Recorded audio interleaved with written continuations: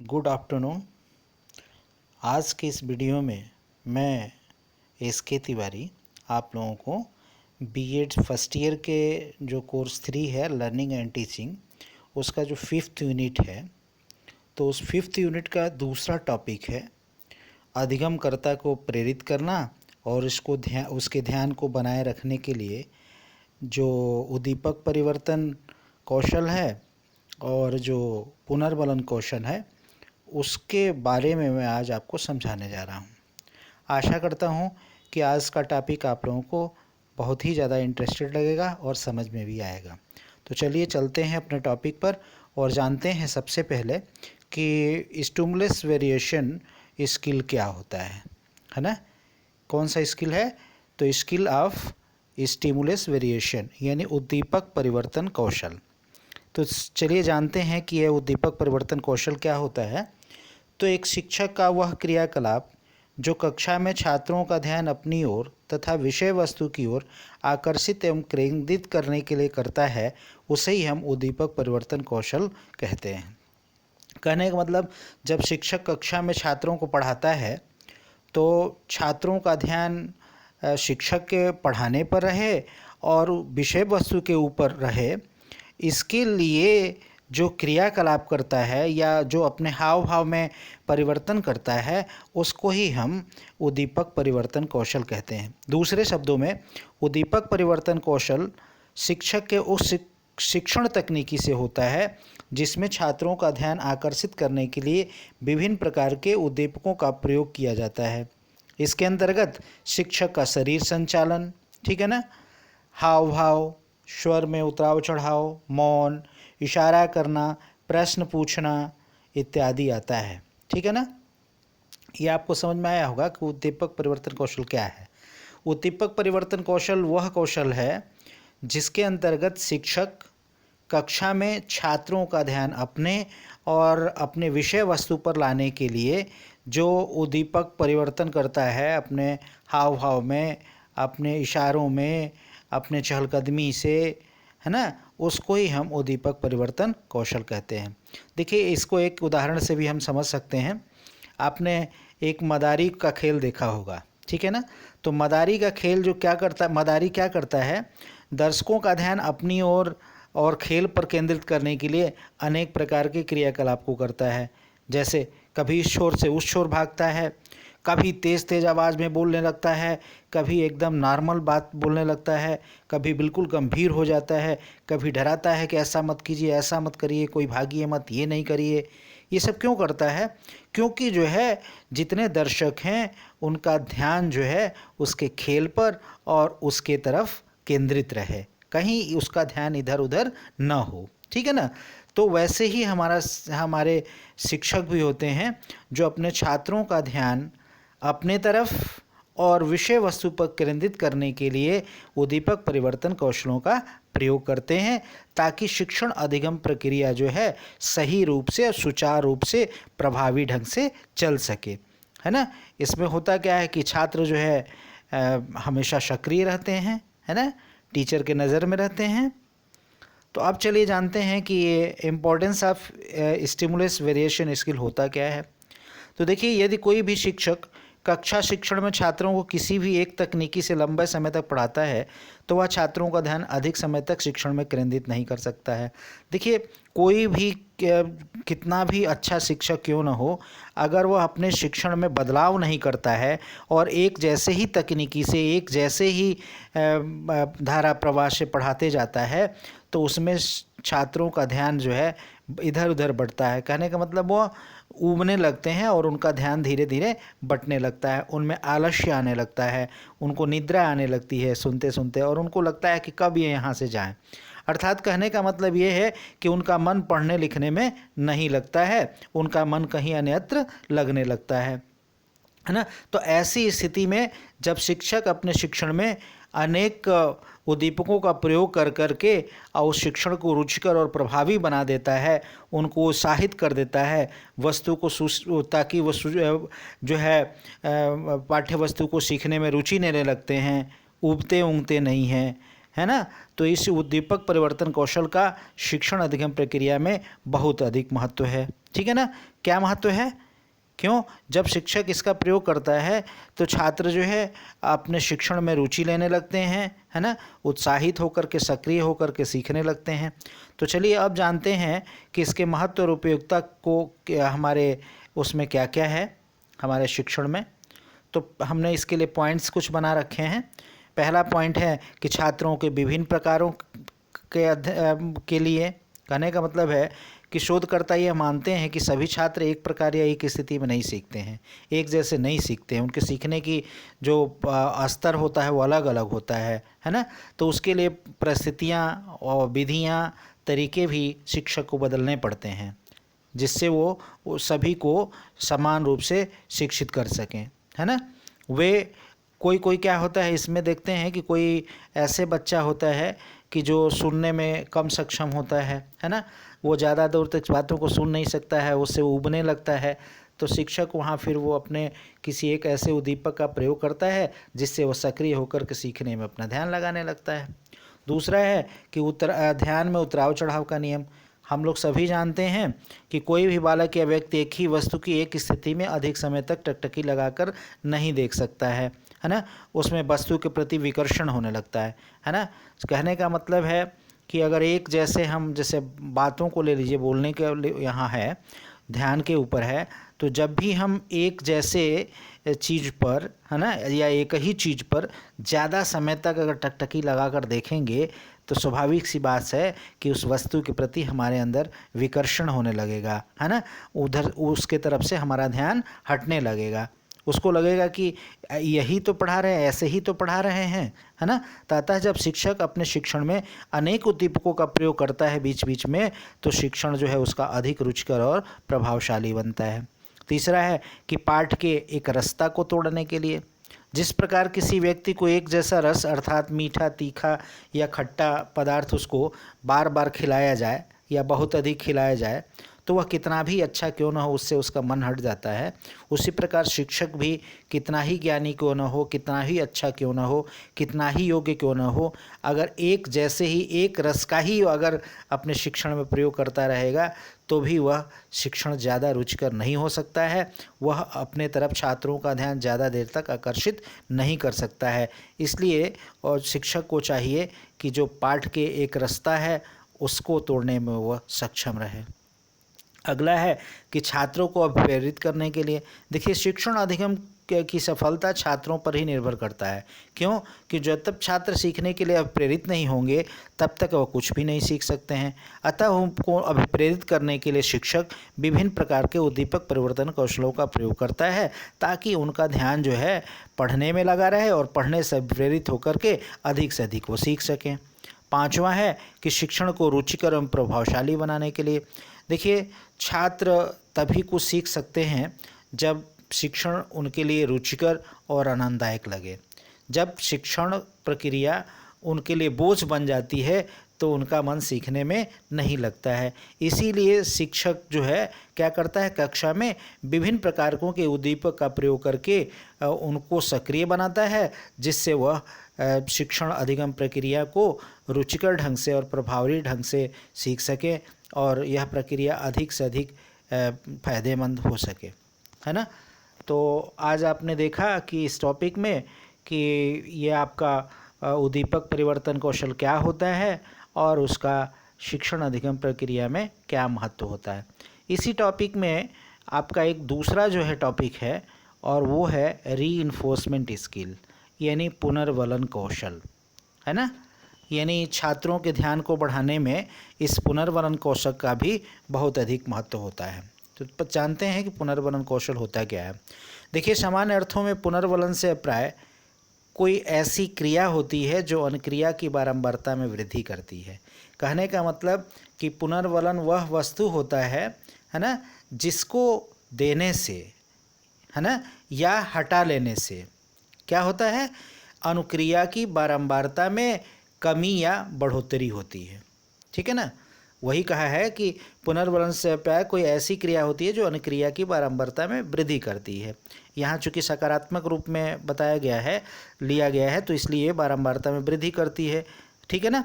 पर विशिष्ट शर्तों में पुनर्बलन से तात्पर्य एक ऐसी आंतरिक बल से होता है जिसके परिणामस्वरूप छात्र अनुक्रिया करने के लिए प्रेरित होते हैं और तथा शिक्षण अधिगम प्रक्रिया अधिक प्रभावशाली बनता है। कहने का मतलब है कि पुनर्बलन एक ऐसा आंतरिक बल होता है, ठीक है ना, जिसके परिणाम स्वरूप यानी जिसके उपयोग से छात्र अनुक्रिया करने के लिए प्रेरित होते हैं, ठीक है। और जब छात्र अभिक्रिया करने के लिए प्रेरित होंगे तो शिक्षण अधिगम प्रभावशाली बनेगा। और जब शिक्षण अधिगम प्रभावशाली होगा तो छात्र जो है अधिक से अधिक सीखने में छात्रों को अधिक से अधिक सीखने में उनको मदद मिलेगी। कहने का मतलब है कि छात्रों को अच्छे कार्य करने के लिए प्रेरित करना पुनर्बलन कौशल कहलाता है, ठीक है ना। और इस कौशल में शाबाशी, पुरस्कार, प्रशंसा, कमियां बताना इत्यादि प्रमुख है। हमने इस पुनर्बलन कौशल को छोड़ दीजिए, पहले पुनर्बलन को विस्तार से समझाने का हमने नीचे प्रयास किया है। देखिए मैंने एक ग्राफ बना रखा है जिसमें आपको समझ में आ जाएगा। देखिए जो रीइंफोर्समेंट होता है वो मेनली दो प्रकार का होता है, सकारात्मक पुनर्बलन और नकारात्मक, यानी कोई धनात्मक भी पुनर्बलन कहता है और नकारात्मक पुनर्बलन, जिसको इंग्लिश में पॉजिटिव रीइंफोर्समेंट और उसको जो है नेगेटिव इन्फोर्समेंट कहते हैं। फर्दर पॉजिटिव जो रीइंफोर्समेंट है उसको भी दो भागों में हमने बांटा है, शाब्दिक वर्बल और अशाब्दिक माने नॉन वर्बल रीइंफोर्समेंट। उसी तरह से नकारात्मक पुनर्बलन को भी हमने दो भागों में बांटा है, शाब्दिक पुनर्बलन और अशाब्दिक पुनर्बलन, ठीक है ना। तो अब हम इसको एक एक टर्म को समझ लेते हैं थोड़ा थोड़ा कि सकारात्मक पुनर्बलन क्या होता है। देखिए ऐसा पुनर्बलन जो कार्य करने की संभावना को बढ़ा दे, ठीक है ना, उसको हम सकारात्मक पुनर्बलन कहते हैं, ठीक है ना। जब कोई जैसे छात्र कोई कार्य करने जा रहा है और उस समय हम जब सकारात्मक पुनर्बलन देते हैं तो छात्र उस कार्य को करने में अधिक रुचि लेता है और उस कार्य को करना चाहता है। दूसरा है नकारात्मक पुनर्बलन, ऐसा पुनर्बलन जो कार्य को करने में बाधा उत्पन्न करे, ठीक है ना। तो जो नकारात्मक पुनर्बलन तो शिक्षक जो है कभी कभी कक्षा में प्रयोग करता है, तो किस लिए करता है कि छात्रों के जो अवांछित क्रियाएं हैं वो आगे भविष्य में ना करे, इसके लिए नकारात्मक पुनर्बलन का प्रयोग करता है। अगला है कि शाब्दिक पुनर्बलन। शाब्दिक पुनर्बलन से अप्राय क्या होता है, जब शिक्षक कुछ अपने मुंह से बोल करके और शब्दों के द्वारा उसको उत्साहित करता है तो उसको शाब्दिक पुनर्बलन कहते हैं। अशाब्दिक पुनर्बलन क्या होता है, ऐसा पुनर्बलन जिसको मौन होकर के दिया जाए, यानी टीचर अपने मुंह से नहीं देता है बल्कि इशारों से, है ना, चेहरे की मुद्रा के द्वारा, हाव भाव के द्वारा, तो उसको हम अशाब्दिक पुनर्बलन कहते हैं। तो अभी आप समझ गए होंगे कि ये पुनर्बलन क्या होता है, कितने प्रकार का होता है ना। तो अब चलते हैं, हम जानते हैं कि ये जो पुनर्बलन कौशल है उसका महत्व क्या है, किस लिए इसका महत्व है, ठीक है ना। तो देखिए पुनर्बलन का शिक्षण अधिगम प्रक्रिया में अत्यधिक महत्व है। क्यों? क्योंकि इसके ही द्वारा शिक्षक छात्रों में वांछित व्यवहार को प्रोत्साहित करने का बल प्रदान करते हैं जिसको भविष्य में वो दोहरा सके, तथा छात्रों के गलत व्यवहार को दूर करने का प्रयास किया जाता है जिससे भविष्य में उसकी पुनरावृत्ति न हो सके। कहने का मतलब है कि जो पुनर्बलन कौशल है इसका प्रयोग शिक्षक किस लिए करता है, तो दो काम के लिए करता है, दो प्रकार से करता है। एक तो वह करता है उसके लिए करता है जब जो है छात्र कोई ऐसी अनुक्रिया कर रहा है जिसको प्रोत्साहित करना अनिवार्य जरूरी है ताकि वो भविष्य में उसको करे, और एक ऐसा व्यवहार करता है जिसको रोकना ज़रूरी होता है, जिसको वो भविष्य में ना करे। तो इस तरह से शिक्षक इन दोनों का प्रयोग करके छात्रों को अधिगम कराता है। तो हालांकि यह बात अलग है कि जो सकारात्मक पुनर्बलन को ज़्यादा से ज़्यादातर जो है प्रयोग कक्षा में किया जाना चाहिए, जिससे छात्र अभिप्रेरित होकर अधिक से अधिक सीखें। तो अब हम इसके महत्व को जान लेते हैं कि ये पुनर्बलन जो है कौशल है उसका शिक्षण अधिगम प्रक्रिया में क्या उपयोगिता या महत्व है, ठीक है ना। तो अभी हम देखते हैं कि पहला इसका महत्व इसलिए है कि इसके द्वारा छात्रों की उचित क्रिया को पुनर्बलित किया जाता है। अभी मैंने बताया था आपको कि पुनर्बलन कौशल में शिक्षक क्या करता है, छात्रों के उचित क्रिया को पुनर्बलित करने के लिए प्रेरित करता है ना।